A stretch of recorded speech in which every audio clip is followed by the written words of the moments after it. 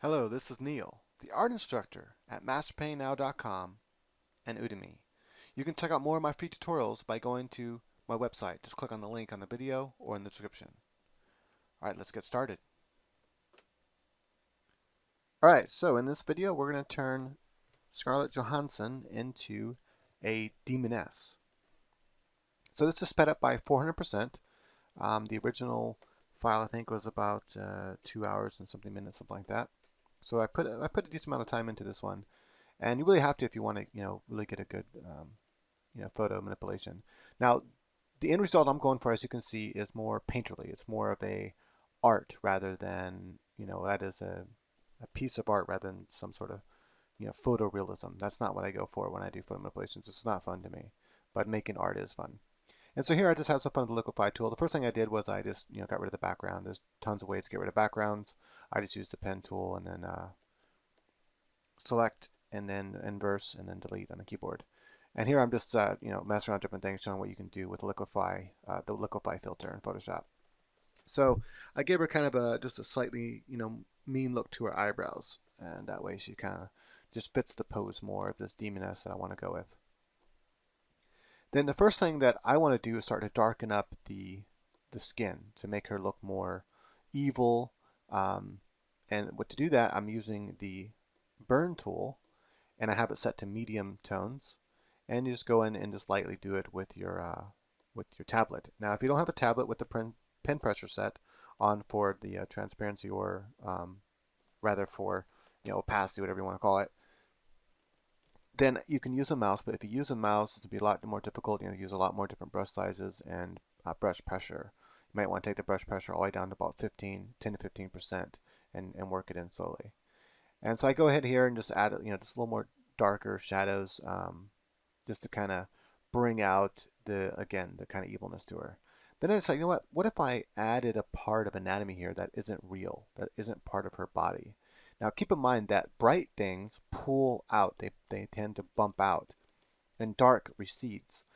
So when you put a little bit of light next to dark, you can make bumps and things like that. So for the anatomy, I made it look like there's some type of bone structure, like maybe her bone structure is different. Maybe she has this other bone that connects to her rib cage and her humerus bone. And it's got like these more spiky protrudes on it, something that we don't have, just to kind of make it look like, maybe she might not be human. And then if I make it too dark, what I do is I take my eraser tool, I make a copy of her first of all, and then with that copied layer, I can keep the layer underneath it. And with the layer underneath it, I can erase and it'll show underneath.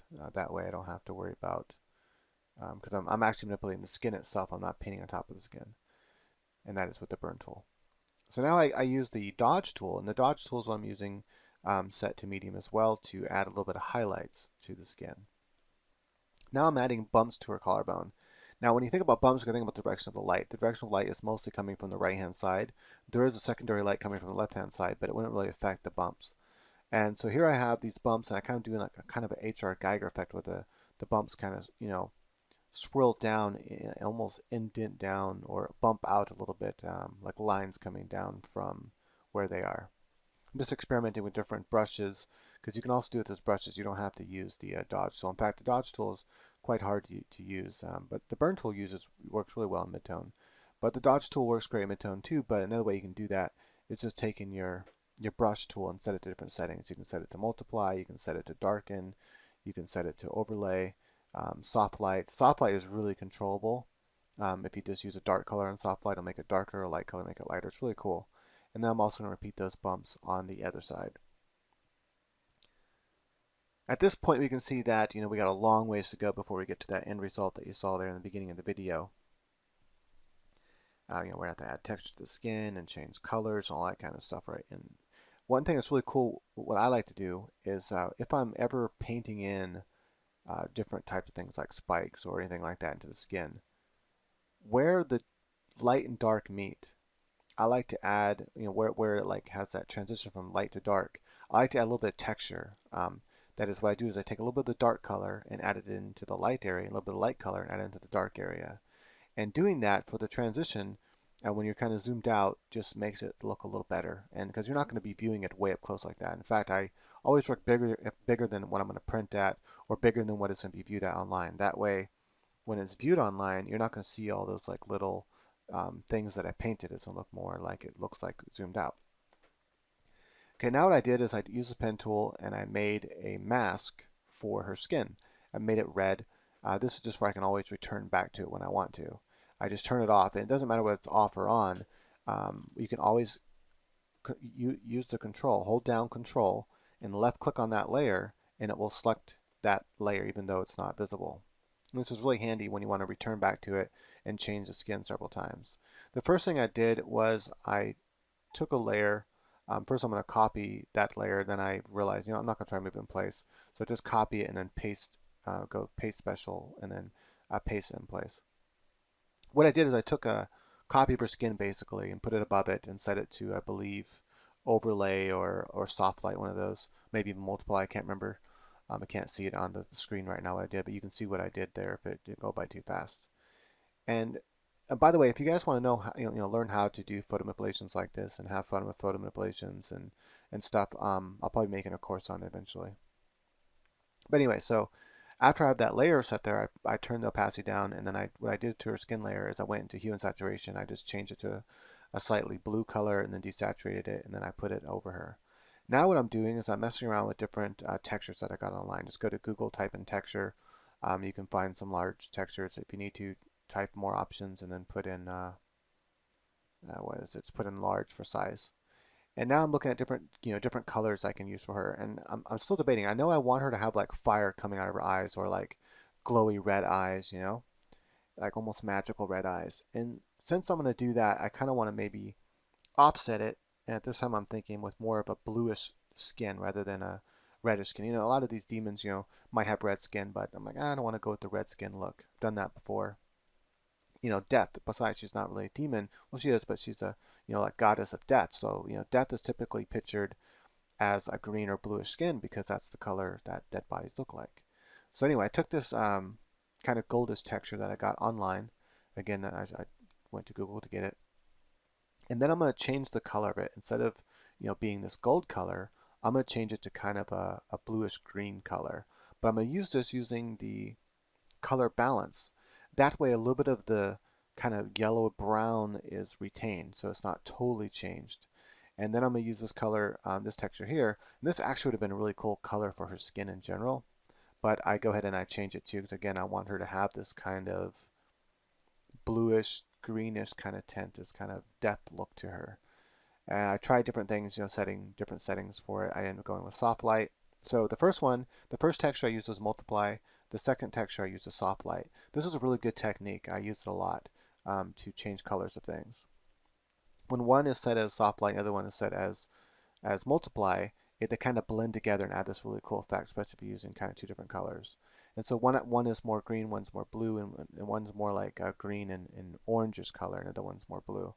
And it adds kind of a cool effect to it. Then I can go in and I can just individually paint on it with a paintbrush, setting it to either color mode or soft light, using either light colors or dark colors, and paint those colors in where I want them.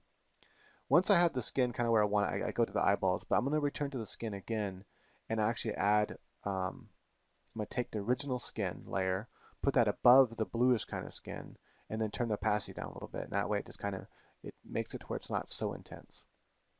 Now, if you don't feel very comfortable painting with a tablet, this would be really hard to do with a mouse, but you can do something similar by using like a Gaussian blur type of thing, and using the gradient tool, and you can get a similar effect with the eyeball. At first I decided I wanted to kind of do this human kind of eye and make it red. Now the thing here that's really tempting to do is make everything really saturated and really bright. But actually, when you have a dark image, brightness goes a long way with the red that is. So I decided, I don't really like the red. It's a little too red. So I'm going to turn the red down, desaturate the red, and then I'm going to paint in more. And I painted a little bit of other types of red. So I don't just use one type of red. I use the orange spectrum of red, then I use the purple spectrum of red. Then I even add a little bit of that kind of fuchsia color into it. I'm now going to paint, eyelashes, make them longer, because she's a goddess. I just want to make her have more makeup on the outside of the eye. Now what's going to be really cool here, what I'm going to have to do to achieve this eye glow that I found works really well, is to, after you have done the eyes themselves, that is inside the eye, then you need to make the eye glow. Like if it's glowing, right, it's going to extend outside of the eyeball and affect the things outside the eyeball. And to do that, I'm going to use a layer set to overlay and or soft light and or lighten is another good one to use. I think I ended up using light and hard light with the two ones I ended up going with. I can't remember, or maybe overlay and hard light, something like that. You know, just try different ones. They all work really good. So then I'm going to add in still dark. Okay, so here's what I'm going to add the red in. So I paint red first, just nice and thick. Then I go to Gaussian blur and I blur it out a bit, so it's not so bright. Then I'm going to change the opacity on that layer a bit, and then I'm going to change also the layer mode. And now I believe I'm using the layer mode. It should say that, I think it says lighten. It's really hard for me to see on the preview as I'm doing voiceover because it doesn't show me high resolution. But you can see it kind of adds, it affects the mascara and everything. And then I'm going to add, I decided at first I was going to try to do it with the, what's that tool called again? The smudge tool. Because you can make a really cool fire with a smudge tool. But then I was like, you know what? I don't want to use a smudge tool. I'm going to just, use a mix between smudge tool and the actual paintbrush tool. So that's what I ended up doing is I add some paintbrush strokes and everything. I think I put this, I use hard light too to make it look really cool. I can't remember if that's what I use. You'll be able to see on the video which one I'm using. And so far, the eyes are looking kind of cool. But you know what? I decided I kind of wanted to have this kind of spider type feel to her and theme. And I was going to add, some spider legs to her hair and things like that. I ended up not doing it. I ended up going with more of like demon bat wings and ram horns. But I was going to do like spider type stuff around her. But I'm like, you know what? That kind of reminds me too much of that StarCraft chick. So I forget her name right now. People are like, what? How can you forget her name? Big fans of StarCraft. But anyway, so I decided to go against that, but I still wanted to kind of make something different with the eyes. I didn't want the eyes to be too human. So I did something that kind of reminded me of spider eyes in a way. Now to achieve this kind of look right here with the, you can see, look at the mode of my brush. It's really important that, I think I'm using hard light, I think, at the mode of the brush. Anyway, using different modes of the brush and overlaying layers of different colors, you can add really cool effects. And then mixing between using the brush and the smudge tool to kind of blur out some of your lines and fade them out to more like smoke, you can get really cool kind of like magical effects and fire effects and things like that. This is the part where I really had to decide how I wanted this to look and how much I wanted it to stream, the colors I wanted it to be. I decided I didn't really like the orange. I wanted to go with more of fuchsia and red instead. And so now I'm adding some fuchsia into the fire to try to get rid of some of the orange. But some of the orange will probably be retained, which is fine because you want a multiple of colors, within things you're drawing or painting. And here's where I start to decide, okay, I want something that's a little less human inside the eye. And that's where I go with this kind of three highlighted balls inside the eye that kind of remind me of spider eyes. I add some like lighter highlights, this kind of like really light purple fuchsia color into the fire to make it look more magical. I'm also going to turning this layer down in opacity where it's not so prominent, but while I'm painting, I want to be able to see what I'm painting. And then I'm going to add, I think I'll change it to hard light is I think what I am going with. I can't remember exactly. It'll show on there. You'll be able to see it for a second. And again, this is just a sped up version. I thought about maybe keeping the live version and making it on the paid channel, but it was just so long. I'm like, what? I'm not going to do that. I'll make a course one day doing photo manipulation and how to turn, basically how to mix photos and turn them into art, or take a photo inspiration, took it turn into art. That's what I like doing with photo manipulation. I don't really like the whole realism thing, but it's kind of, you can do some really cool ideas, making a robot lady or taking someone and make it look like their arm is missing, things like that. It's really cool, like surreal type stuff is what I like, or doing cool stuff like this. Now here I want a multitude of color mixtures in there. So I start doing is using the overlay, turn my brush mode to overlay, and grab different colors. And what will happen if you grab bright colors, it'll make it really bright. Grab slightly darker colors, and it'll make it a little bit darker. And I start to feel out this this feeling of the three orbs in her eye, And I'm like, you know what? Hey, that kind of looks like a spider eye inside of her eye. That's kind of cool. At first, I didn't know I wanted to do that until I started messing with it. Here I decided, the background's kind of bugging me just being gray, so I want to start doing some of the background. So let's take one of those textures that I found earlier that I used on her skin, put in the background, add some color to it, and then put a multiply. I think multiply is what I end up going with, or soft light. I'm not sure. I think I used two different textures set to two different things. Again, it's a thing that works well. I can take one set to multiply, the other one set to like soft light or something, and two different textures set like that really adds a cool effect. And then, more than one color. Notice I also kind of added this kind of black stuff, almost like black tears maybe dripping down from her eyes. I just thought it looked kind of cool and gothic, since I was going for that gothic look. And notice again, I'm going back again with the eyes. I'm still like haven't fully decided what I want to do with them. I'm like, okay, I need the colors to be a little more muted, and I decided to start all over again with red. And then I'm gonna add this kind of lighter pink color, and then I'm going to use different things like color dodge and overlay, I think is the two I end up going with. And once I get the basic look in, because the color dodge kind of adds that color more than overlay does, and then I'm going to come back in and mute it with just a normal brush, adding and separating. This one I decide, okay, I want 3 orbs inside of our eyeball.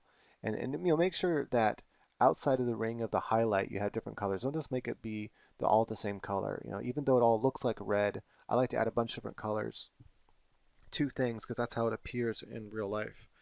So try to stay away from monochromatic type stuff where you're just using different variations of one color. Change your colors up so it just makes things look a lot cooler. And one thing when I finished with this, I almost thought maybe I should have made the highlights inside the eye more a fuchsia color rather than the yellow. But I don't know, the yellow looks really cool, so I decided to go with that. Just made some kind of yellow streaks coming out on that same layer, and then kind of hit it with the smudge tool just to kind of blur them out a little bit. And overall, I like the way it looks. And right now, it's kind of hard to tell the red in the eyes. I should have maybe saved it till after I had all the stuff in, but I kind of knew everything's gonna be really dark. I knew her hair was gonna be dark, and that she's gonna have, like dark colored, wings on her head and horns and things like that.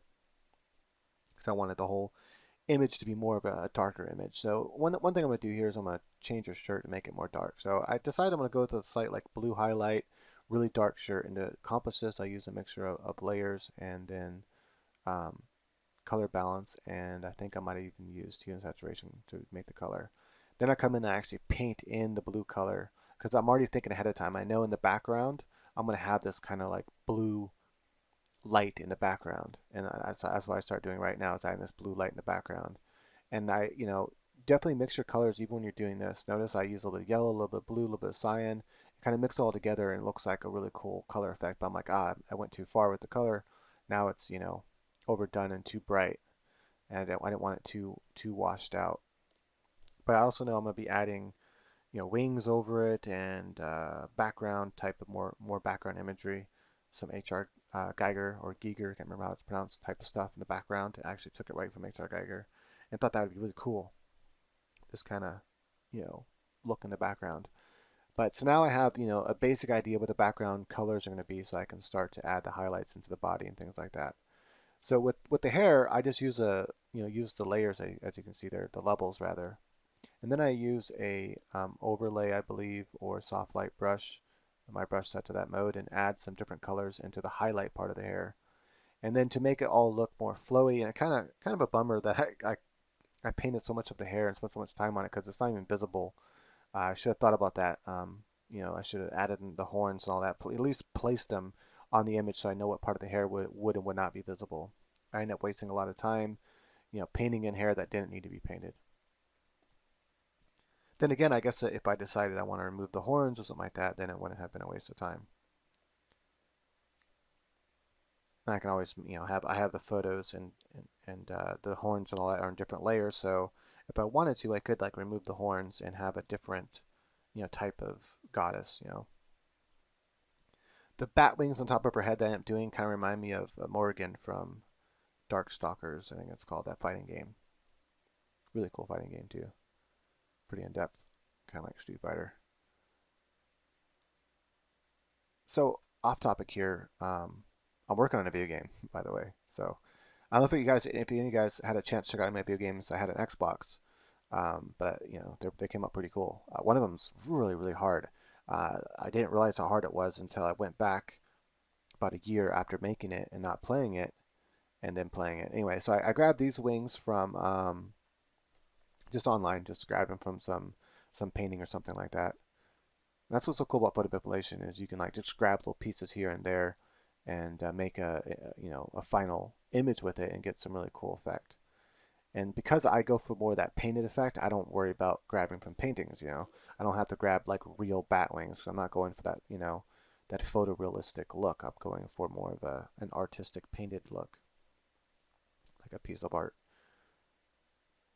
But anyway, so back to video games really quickly here. So I'm just, you know, positioning the wings and I'm gonna color them and stuff using soft light. Same type of techniques I used elsewhere. I want to use a lot of overlay, maybe brush mode and color dodge a little bit to kind of bring the light as if the light is coming through the wings to kind of make them look transparent.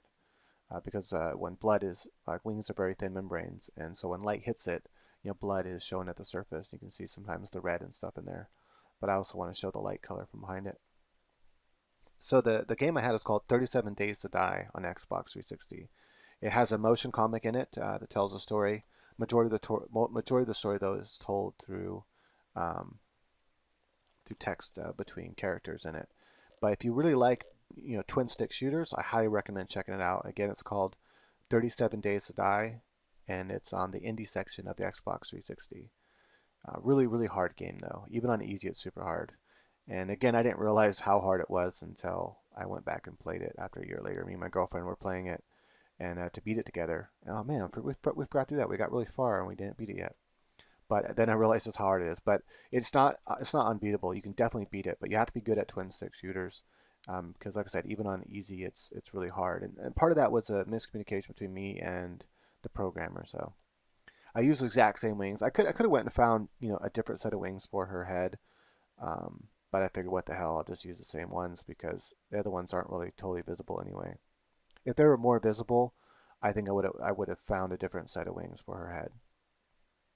I could have also just went ahead and painted the wings myself, but I didn't want to spend that much time because it's not this is mainly for a tutorial. I'm not like trying to make some finished piece of art, but still, I'm gonna make it look cool.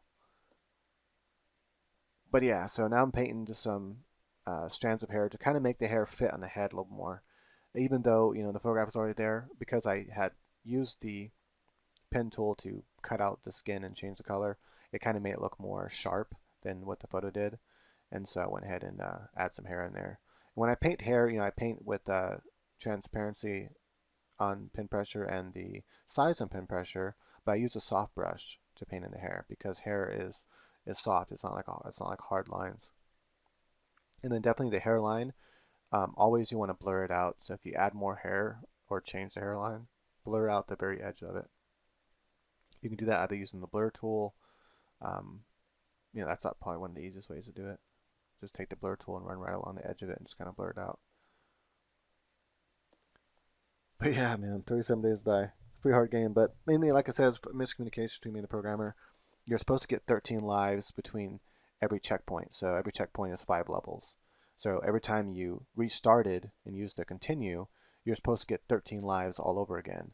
But instead, he made it to where you get the same amount of lives you had, however many you had when you got to that checkpoint. So if you only had 5 lives when you got to that checkpoint, and then you die, and then you continue, you'll have 5 lives again. And that's not how it was supposed to work. That's how it was supposed to work only for the harder difficulties, but for easy, it wasn't supposed to work that way. And unfortunately, I don't really know how to program, so I couldn't go back in and fix it. But still came out cool. It's, like I said, really hard, but definitely not unbeatable. I could probably hire a programmer to go in and do that for me. It probably wouldn't be that hard. Probably wouldn't take that long to do that. So you actually, what I did there with the horns is I used a cool texture, like a blue kind of texture, added that over the horns, and then I changed the color of the horns themselves as well. I went into color balance and kind of made them more bluish and stuff like that. I always like to use color balance and not hue and saturation because if you colorize with hue and saturation, it's all monochromatic. But if you use the color balance, especially with the preserved luminosity, it adds a multitude of variation of color, but the ultimate color you're going for is going to be there. It's going to be predominantly that color that you're trying to make it. And make sure you change all three colors. Most of the time, at least I do. The midtones, the shadows, and the highlights in the color balance options there. So you can't just like put horns on a head, right? It doesn't look right. So what I do is I try to make it look like the horns are growing into the head. And to make it look like the horns are coming or growing out of the head rather, or growing in, however you want to look at it. In this case, I'm looking at it as growing in because I'm going to paint them growing into the head. Is that I'm going to use like the same kind of texture of the horn, and I'm going to paint that, as if it's going into the head, and I'm going to fade it and make it smaller and smaller. So you'll just see it kind of look like it's just barely kind of like it goes inside of the head more. And obviously her brain would have to be different because if the horn is like growing into the head right there, it's going inside where the brain would be, right? It can't just be like right on the surface. I guess it could be right on the surface of the skull, kind of. And that's kind of what I'm trying to make it look like. I don't want to make it look like it's like going in the head. It's kind of coming off of the head and attached to it. But if it's just like, I don't know, how do I explain that? It just look odd if it was just not attached to the head at all, like no texture coming into the part of the head where it's kind of attached to. It's just kind of coming right out. I mean, you could use like as some sort of connection piece to the skull to where it's not as smooth, to where it's more just where it's, instead of more gradual, it's just right there around where it's connected to the skull. And you can do that, and then it'd have more of a bigger, I guess, a bigger base where it's connected to the skull. Kind of like I don't know how to describe that, but I was thinking like a tree trunk that's thicker at the bottom when it comes out of the ground and gets thinner, kind of like that, almost like a cone coming out of a donut, you know, like a soda can coming out of a donut hole type of thing. And that donut is the part of the skull that's thicker where the horn's attached to. But I like the more gradual look. I think it looks really cool. Here I was messing with the idea of making her dress have spider arms on them, and to have the spider arms kind of grappling around the breast. And then I had the spider arms too that were from different directions, so I can, make it look more three-dimensional as it's coming around the breast. And then I was like, then I have to do the other breast. That's gonna be really difficult to find anything that's gonna work like that, and I'd have to paint them most likely. But still, as I messed around with the idea at this, I was like, it doesn't look as cool as in my head as I thought it was going to be. And I use the tool here. It's really cool if you want to reposition things like this. It's under Edit. You go Edit, and then you go to Puppet Warp. Make a couple pinpoints, and then you can grab those points and pull that object around. It's really cool, if you cut out the object and have no background on it. So anyway, I decided against it. I was like, what if I use it as a headpiece? And I'm like, nah. What if I use a shoulder piece? And I'm like, nah. I decided against it. So, but I still wanted to show it in here just to kind of show what my thought process was about it, and whether or not why I thought it wouldn't work. So rather than just cutting it out altogether, I cut some other stuff out of this video, but I decided to leave this in here just to show that it was an idea I had, and it would be kind of cool. And I think if I was gonna paint her as an actual character, or even go into this and continue working on it, is, well, one, I would give her an entire different outfit. So she'd have a very cool looking kind of spiderish outfit, kind of probably with the spider claws kind of coming onto her breast. I'd paint more of her breast, get rid of the that what she's wearing now, and then have the spider claws covering most of her breast, and then having maybe like spider claws coming almost as a shoulder pad. But I'd have to paint it myself because it'd be really hard to find photos of stuff like that would match it. I guess you can try to take photos of spiders up close, but really hard to. Maybe get like a really detailed model and take photos of that and use it if you really want to be like die hard, not allowed to paint on your photo manipulations. But the ultimate goal is, for me, at the photo manipulation, like I said, is to make a piece of artwork. So that looks like a painting. So I have no problem just going in and painting on top of it. Right. So again, 37 Days to Die, really cool video game on Xbox 360, indie section. Good search for it. It's really cool. I have another one called Speed 7, really cool card game. If you like the card game Speed, you'll love Speed 7. I took the idea of Speed and just made it a lot more cooler with combos and point system. So if you play someone else, well, there's also a really cool single player mode where artificial intelligence really does feel like you're playing against real characters.